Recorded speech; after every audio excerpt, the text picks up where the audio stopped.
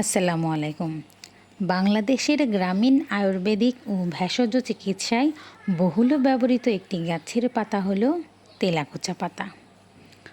তেলাকুচা পাতা বিভিন্ন জায়গায় বিভিন্ন নামে পরিচিত, যেমন তেলাকুচা, কুদরি, তরুণী শাক, কাওয়ালুলি, কুচিলা, টেন্ডুরা, কুদ্রা, তেলাহুচি, কেলাকুচ, তেলাকুচা বিম্বি ইত্যাদি নামে।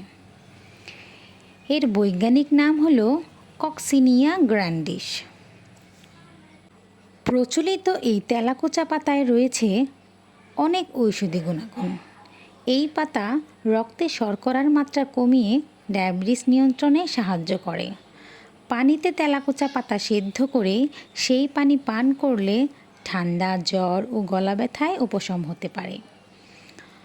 এই পাতায় রয়েছে অ্যান্টিঅক্সিডেন্ট, যা লিভার পরিষ্কারে সাহায্য করে এবং টক্সিন দূর করতেও সহায়ক হতে পারে। এই পাতার রস পেস্ট করে চর্মরোগ, ফোড়া বা গাঁটে ব্যথায় হলে স্থানীয়ভাবে ব্যবহার করলেও অনেক উপকার পাওয়া যায়। এই পাতার রস হজমে সাহায্য করে ও কোষ্ঠকাঠিন্য দূর করে। এছাড়াও গ্রাম বাংলার কবিরাজি চিকিৎসায় যেমন হচ্ছে আপনার শোথ, হাঁপানি, ব্রঙ্কাইটিস, জন্ডিস, রক্ত আমাশয়, সাদা আমাশয় ও থুলির মতো রোগে প্রতিরোধ করতে সহায়ক হয়। তবে এখানে বিশেষ কিছু পরামর্শ রয়েছে। যারা গর্ভবতী ও স্তন্যদায়ী নারী, তাদের ক্ষেত্রে চিকিৎসকের পরামর্শ নেওয়া উচিত।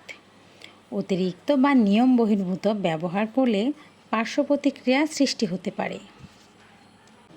গুণাগুণে ভরপুর এই তেলাকুচা পাতা মাঝে মাঝে আমরা শাক হিসেবেও খেতে পারি।